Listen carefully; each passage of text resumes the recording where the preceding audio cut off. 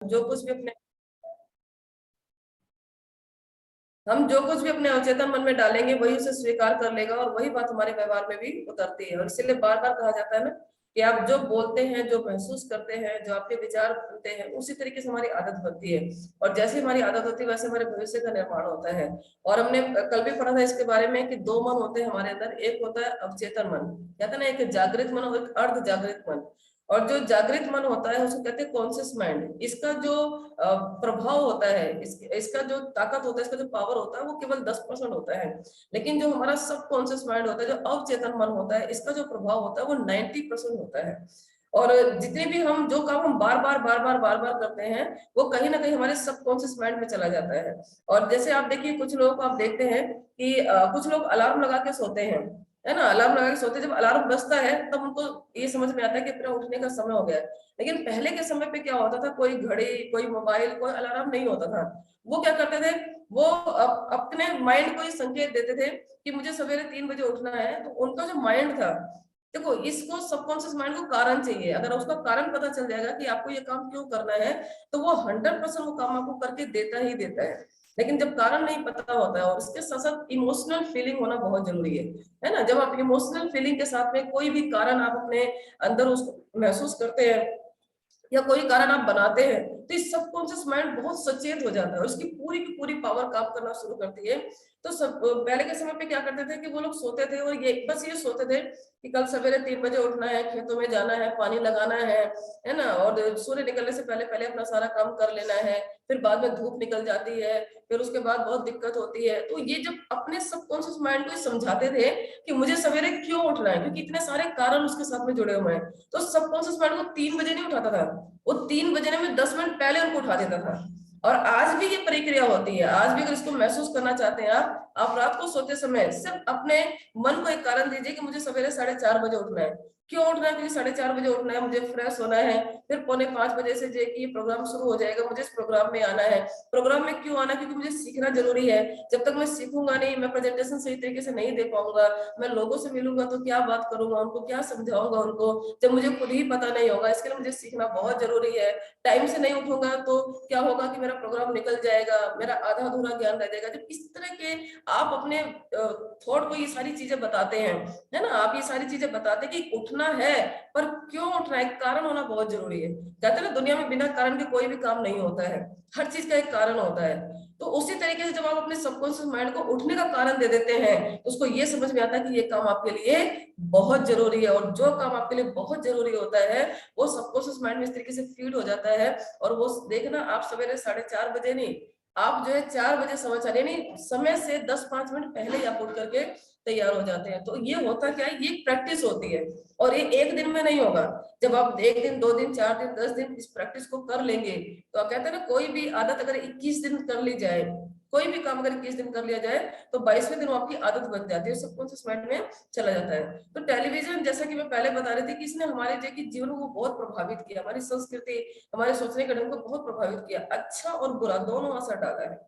और कहते हैं ना कि ये हम पे निर्भर करता है कि हम लेते क्या है, चीजें अच्छी भी है और बुरी भी है, लेकिन हम क्या लेते हैं। लेकिन अक्सर क्या होता है कि ज्ञान ना होने के कारण हम ऐसी चीजों को ले लेते हैं जो हमारी जिंदगी को तो प्रभावित करता है, साथ में हमारे देश, हमारे समाज को बहुत प्रभावित करता है। तो ये कोई भी चीज अगर आप लेते हैं तो सोच समझ करके लीजिए। देखिए, हम महंगे मोबाइल लेते हैं, हम महंगे कपड़े पहनते हैं, सारी चीजें हम बहुत महंगा महंगा करते हैं। लेकिन जब यहाँ की बात आती है, इसको जब खिलाने की बात आती है, यानी जब हम एजुकेशन के सिस्टम में आते हैं, जब हम एजुकेशन की बात करते हैं, जब पे मीटिंग, ट्रेनिंग, सेमिनार, ये क्या एजुकेशन सिस्टम है। जब तक हम इसको नहीं लेंगे, जब तक हम इसको नहीं खिलाएंगे, ये बड़ा सोचेगा ही नहीं। और जब बड़ा सोचेगा ही नहीं, तो ये बड़ी चीजों को कभी हासिल नहीं कर सकता है, बड़े सपनों को पूरा नहीं कर सकता है। तो इसलिए जितना हम गर्दन से नीचे खर्च करते हैं, अगर उसका 10% भी अगर हम यहाँ पे खर्च करना शुरू कर दें, तो हमारी लाइफ गर्दन से नीचे खर्च करने पे कुछ भी नहीं बदलेगी। लेकिन अगर यहाँ से हमने खर्च करना शुरू कर दिया, यानी इसको हमने भोजन देना शुरू कर दिया, तो आप देखिएगा कुछ समय के बाद में आपकी जो टोटल लाइफ है वो 360 डिग्री बदलेगी, ना सिर्फ पैसे को लेकर के, मैं पैसे की बात नहीं कर रही हूँ, मैं बात कर रही हूँ कि जो आपके अंदर जो चीजें चली जाएंगी, जो ज्ञान आपके अंदर चला जाएगा, जो नॉलेज चली जाएगी आपके अंदर, वो शायद दुनिया में 90% लोगों के पास में नहीं होती है। और इसीलिए बार बार कहा जाता है कि पढ़ना लिखना बहुत जरूरी है। और इसीलिए जो हम सवेरे बुक रीडिंग करते हैं, जिसका बहुत गहरा प्रभाव हमारे जीवन में पड़ता है, बशर्ते आप उसको अप्लाई कीजिए, क्योंकि बिना अप्लाई किए हुए तो कुछ भी जीवन में हासिल नहीं हो सकता है। तो जहां उसने हमें बहुत सी अच्छी और फायदेमंद सूचनाएं दी हैं, वहीं हमारी रुचियों में घटियापन भी लाया है। इसने हमारी नैतिकता को भ्रष्ट किया है, बच्चों में अपराध की प्रवृत्ति को बढ़ाया है। अभी मैं इस चीज का बात कर रही थी कि बच्चों में अपराध, क्योंकि बच्चे जो होते हैं ना, वो एक घड़े की तरह से होते हैं। जैसे किसान होता है, वो कच्ची मिट्टी से घड़ा बनाता है, तो वो जो शेप शुरुआत में देता है, जो शेप शुरुआत में देता है, सेम उसी तरीके से वो डिजाइन तैयार होता है। लेकिन अगर शुरुआत में अगर दाएं बाएं उसका हाथ थोड़ा सा फिसल जाए, या वो जो चीज बनाना चाहता है वो उसको सही तरीके से ना करे, तो फिर होगा क्या कि जो वो बनाना चाहता है वो चीज नहीं बनेगी। तो उसी तरीके से हमारे बच्चों के अंदर जो ये दुष्प्रवृत्ति आ रही है, जो ये चरित्रहीनता की सारी चीजें आ रही हैं, वो कहीं ना कहीं इसका जो सबसे बड़ा असर है वो हमारे टीवी पे। आजकल आप देखिए छोटे छोटे बच्चे मोबाइल लेकर घूमते हैं। आपको पता है कि मोबाइल अच्छा भी और बुरा भी है। देखो, हम अक्सर क्या है कि हम साधन बने हैं वो हमें इस्तेमाल करने के लिए, हम साधनों का इस्तेमाल करें, लेकिन आज में उल्टा हो रहा है, साधन हमें इस्तेमाल कर रहे हैं। आप देखिए कुछ लोगों को 12 1 2 2 3 3 बजे तक उनको पता ही नहीं चलता है, वो फेसबुक पे लगे रहते हैं, व्हाट्सएप पे लगे रहते हैं, है ना। ये सारी चीजें क्या है, ये सारी गलत हैबिट है। इसको हम जितना अपने से दूर रखें, इंस्टाग्राम है, फ्लिप, जो भी फेसबुक वगैरह जो भी चीजें हैं, है ना, जितना आपको इस्तेमाल करना है उतना ही कीजिए जितना आपकी जरूरत है। अगर जरूरत से ज्यादा इस्तेमाल करते हैं तो ये क्या होता है, ये गलत आदत बन जाती है ना। फिर रात रात भर इसको लेकर के जागना, फिर सवेरे टाइम से ना उठना, मन में चिड़चिड़ाहट होगी, है ना, और बहुत सारी चीजें होती है जो हमें उस समय पे नहीं लगता है। कुछ लोग तो इतने डिप्रेशन में चले जाते हैं कि बाद में उनको जाकर के अपना ट्रीटमेंट कराना पड़ता है। बहुत सारे लोगों को मैं देखती हूँ, है ना, वो रात रात भर जागते रहते हैं, उनको नींद नहीं आती है, और सवेरे नींद आती है और उठने का जब समय होता है, तो ये बहुत गलत हैबिट है। और इसीलिए कहा जाता है कि सोने से आधा घंटा पहले अपने मोबाइल को अपने से कम 6 फीट दूर रखिए, उसको साइलेंट कर दीजिए, ताकि जो नींद, क्योंकि एक स्वस्थ शरीर के लिए जिस तरीके से शुद्ध भोजन जरूरी है, सप्लीमेंट जरूरी है, एक्सरसाइज जरूरी है, उसी तरीके से कम हम जो भी 4 से 6 घंटे की नींद ले रहे हैं, वो भरपूर नींद का होना बहुत जरूरी है। एक ऐसी नींद जैसे जो बच्चा सोता है, बच्चे को कभी देखिए, बच्चा जब सोता है तो उसके चेहरे पे कोई सिकन नहीं होती है, वो मस्त नींद सोता है ना, सवेरे उठता है। कई बार हम देखते हैं छोटे बच्चों को, हम जगाते तो कहते नहीं नहीं सोने दो, क्योंकि बच्चा जितना सोता है और हम जितना सोते हैं, उतना ही जो हमारे दिन भर की जो हमारी थकान होती है, दिन भर जो हम इधर उधर चलते रहते हैं, घूमते रहते हैं, जो भी थकावट होती है, तो हमारे जो सेल्स होते हैं वो रीजनरेट होते हैं। रात को सोते जब हम हैं, तो हमारे जो सेल्स होते हैं रीजनरेट होते हैं, हमारे जो रात भर दिन भर की थकावट होती है वो उसके ऊपर काम करते हैं। तो बहुत जरूरी है कि एक अच्छी गहरी नींद का होना बहुत जरूरी है। और जिनको नींद नहीं आती है, तो हमारे पास एक मेलानिन एक प्रोडक्ट आया हुआ है जो स्प्रे टाइप में है। 3 बार अगर उसको मुंह में स्प्रे करके आप सो जाते हैं, तो आप जन्नत की नींद बिना फुट पैच लगाए भी एक बहुत शानदार नींद और एक बहुत ही हेल्थी नींद आप ले सकते हैं। तो विज्ञापन दाता अपने दर्शकों को प्रभावित करने में माहिर होते हैं। किसी बड़ी घटना के दौरान कंपनियां 30 सेकंड के विज्ञापन के लिए लगभग $10 लाख खर्च कर देती है ना। जो हम ऐड देखते हैं, सबसे ज्यादा जो मार्केट में पैसा जाता है वो सबसे ज्यादा ऐड के ऊपर खर्च होता है ना। और ऐसे ऐसे ऐड, अच्छा देखिए यहाँ पे ऐड किन चीजों का दिखाते हैं, जो चीजें हमारे लिए बहुत ही खतरनाक और बहुत ही नुकसानदायक होती है ना, चाहे वो नशे को लेकर के है, चाहे वो खाने पीने की चीजों को लेकर के है, यकीनन उन्हें इसका फायदा मिलता है। हम किसी के खास ब्रांड के सॉफ्ट ड्रिंक या टूथपेस्ट का विज्ञापन देकर के सुपरमार्केट से उसी को खरीद के लाते हैं। दरअसल हम सॉफ्ट ड्रिंक को नहीं बल्कि उस ब्रांड को खरीदते हैं, उस ब्रांड को, उस बैंड को खरीदते हैं। क्यों? इसलिए कि हमारे दिमाग को उसी ढंग से ढाला गया है और हम वैसा ही व्यवहार करते हैं। कहते हैं ना कि ये जो माइंड है ये पिक्चर की भाषा समझता है, इसको आप जब बोलेंगे ना ये इसको समझ में नहीं आएगा, लेकिन जो पिक्चर ये देखता है ना ये इसको जल्दी समझ में आता है। इसीलिए जब आप टीवी में ऐड देखिए, एक ही सीन को बार बार दिखाया जाता है, वो इसलिए दिखाया जाता है कि ताकि वो आपके सबकॉन्शियस माइंड में चला जाए। फिर आप उसमें नफा नुकसान अच्छा बुरा ये सब नहीं देखते हैं, वो आपके माइंड में इतना ज्यादा घर कर जाता है कि और आप जाते हैं और जा करके पैसे पकड़ाते हैं और सामान को लेकर के आ जाते हैं। तो ये इसीलिए होता है, इसीलिए ऐड जितनी भी कंपनियां होती है इस तरीके से ऐड करती है। अच्छा, इनमें फीलिंग बहुत अच्छी डाली जाती है। अब जब से ये पता चल गया है कंपनियों को कि आजकल लोग हेल्दी रहना चाहते हैं, इम्यूनिटी के ऊपर काम करते हैं, तो आप देखिए बहुत सारे ऐड को देखेंगे आप कि वो इम्यूनिटी को दर्शाते हैं ना, इम्यूनिटी को स्ट्रॉन्ग, तो ये बहुत सारी चीजें हैं।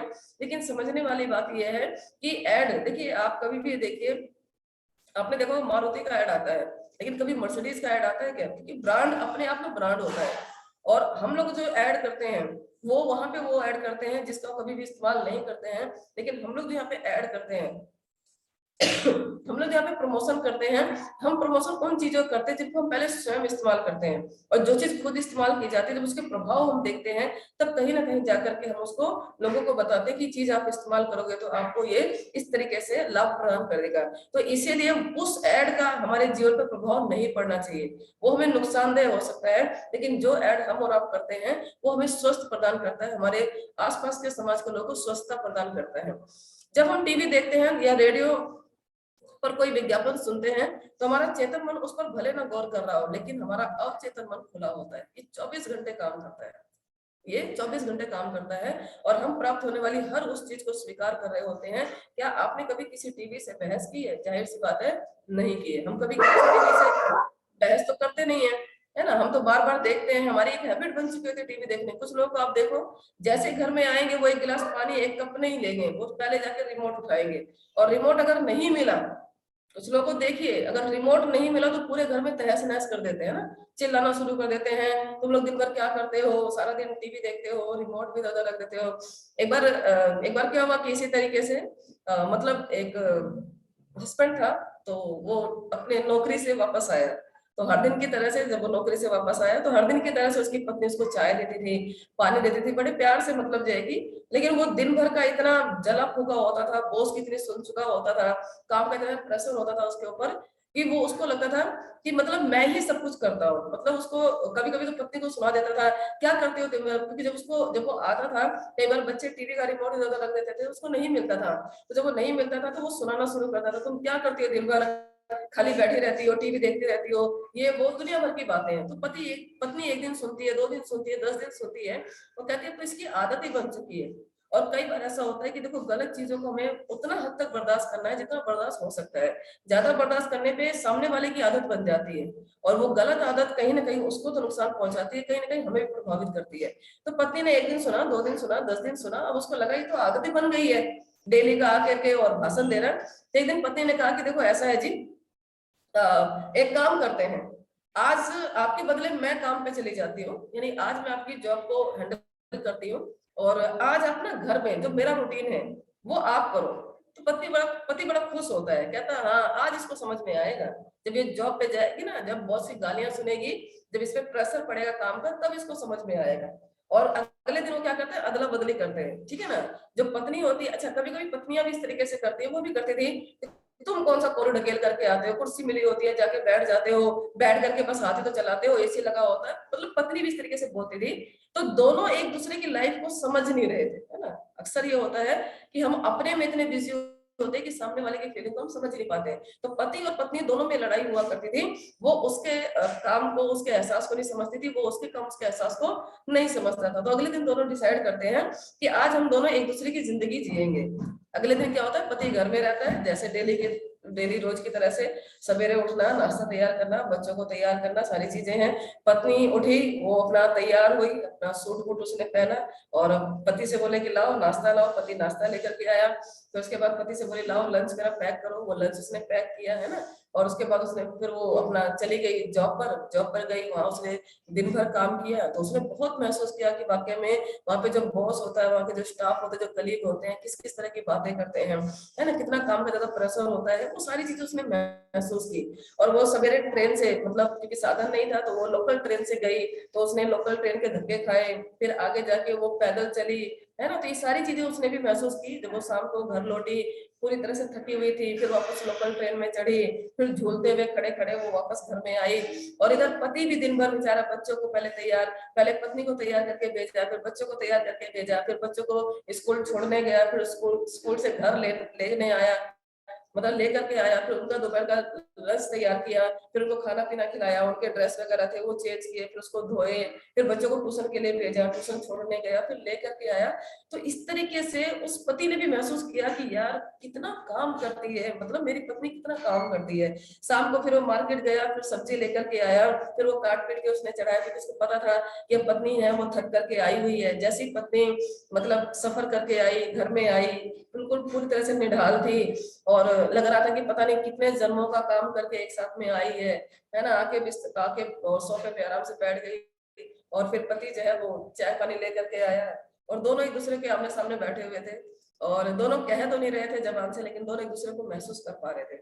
फिर पत्नी ने कहा कि वाकई में आज मुझे समझ में आया कि आपकी लाइफ भी आसान नहीं है, और पति को भी बात समझ में आई कि आज मुझे भी समझ में आया कि आपकी भी लाइफ आसान है। तो लाइफ किसी की भी आसान नहीं होती है, खाली हमें देखने में लगता है ना। वो कहते हैं ना कि दूसरे का घर हमेशा स्वर्ग लगता है, लेकिन जब जो आप उसके बारे में सोच रहे हो, जो उस घर में रह रहा है ना, उसको भी जब आपका घर दिखाई देता है तो उसको भी लगता है कि इनका घर स्वर्ग है। तो घर सभी का स्वर्ग होता है, बस उसको बनाने की जरूरत होती है। और वो बनाते कहाँ है? वो एहसास, वो एक दूसरे का मान सम्मान इज्जत, है ना, एक दूसरे के काम की तारीफ करना, एक दूसरे के जिम्मेदारी को समझना, ये बहुत जरूरी है।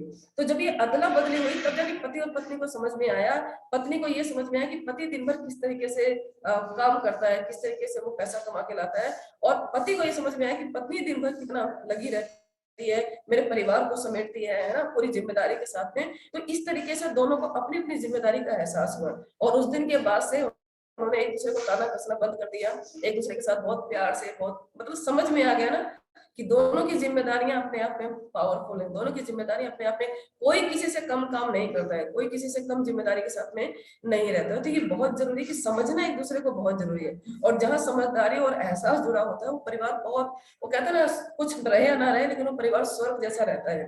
तो इसी तरीके से यहाँ पर भी है, जब हम पिक्चर देखते हैं और हंसते हैं और रोते भी हैं, कुछ लोगों को देखिए जैसी फिल्म में कुछ अच्छा सीन आता है तो अपने आप हंसी आ जाती है, लेकिन जैसे कोई इमोशनल सीन आता है या कुछ बुरा होता है तो कुछ लोगों को देखिए आप पूरा आंसू भर भर के निकल, मतलब वो इतना टच उनके साथ में जुड़ जाता है ना, इसको कहते हैं ना फीलिंग का जुड़ना। तो जब हम उसको देखते हैं और जब हम सुनते हैं, जब हम उसको महसूस करते हैं, तो हमें ऐसा नहीं लगता कि हम टीवी देख रहे हैं, हमें ऐसा लगता है कि हमारे रियल जीवन में ऐसा चल रहा है। और कहीं ना कहीं इतना हम उससे जुड़ जाते हैं कि हम उससे उसको देख के हंसना शुरू कर देते हैं, उसको देख के रोना शुरू कर देते हैं। तो क्योंकि हमारे अंदर डाला गया भावनात्मक इनपुट भावनात्मक आउटपुट के रूप में फौरन बाहर आता है, और इनपुट को बदलने में आउटपुट अपने आप बदल जाता है। तो इसीलिए बहुत जरूरी है कि हम जो भी काम कर रहे हैं, आज का लेसन बस इतना सा ही। और आई होप कि आज बहुत कुछ समझ में आया होगा कि देखिए किसी भी इंसान को देख करके हमें ये फीलिंग नहीं करनी है कि नहीं हम तो बहुत ज्यादा कुछ करते हैं या सामने वाला कुछ भी नहीं करता है। एक दूसरे को समझना बहुत जरूरी है, एक दूसरे की जिम्मेदारियों को समझना बहुत जरूरी है। और इसके साथ साथ कहते हैं ना, जो इनपुट आप डालोगे वही आउटपुट निकल करके आएगा।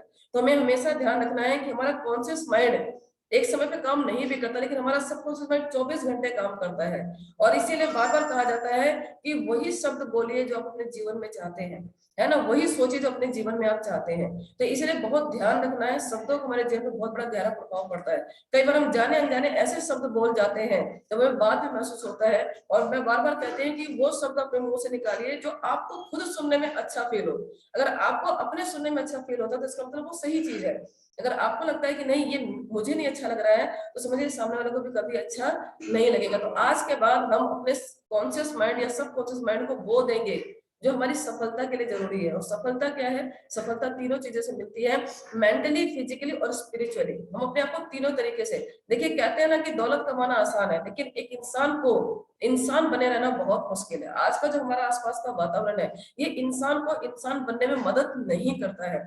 इतना ज्यादा नेगेटिव माहौल है हमारा, इतना ज्यादा, बहुत ज्यादा नेगेटिव है। उसका मेजर कारण क्या है कि जितनी नेगेटिविटी हम फैला रहे हैं ना, हर चीज टीवी के माध्यम से, विज्ञापनों के माध्यम से, आप आस पड़ोस में देखिए बचपन से बच्चों को इस तरीके से तैयार करते हैं, मतलब चारों तरफ नेगेटिविटी इतनी ज्यादा है कि जहाँ पे हमारी जो पॉजिटिविटी होती है ना, वो बहुत कम मतलब असर करती है। लेकिन एक चीज बार बार कहते हैं कि अगर जिस चीज पर आपका ध्यान बार बार जाता है, अगर इस तरह की बुक आप पढ़ेंगे, इस तरह की बुक के शब्द को आप अमल में लेकर के आएंगे, तो आपका जो एक कहते हैं ना वाइब्रेशन जो होती है, वो वाइब्रेशन जो होती है बहुत जबरदस्त काम करती है।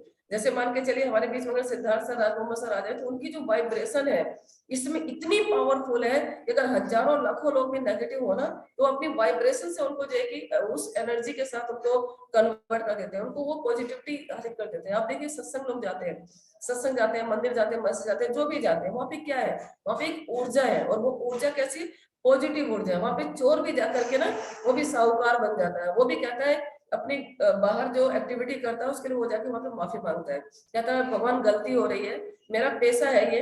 आपको पता है जो कसाई होते हैं और सवेरे उठ करके भगवान से ये दुआ करते हैं कि ये भगवान ये मेरा पेशा है, यानी मेरा काम है ये, मैं किसी जीव की हत्या नहीं कर रहा हूँ, ये मेरा काम है, और मैं इसको जो है कि अपने परिवार के भरण पोषण के लिए, या जो भी आप जिसको भी देखिए, आप वकील को देखिए वो भी अगरबत्ती धूपबत्ती लगाता है ना, डॉक्टर को देखिए वो भी, ये सब लोग क्या है अपने प्रोफेशन के तौर पर है ना।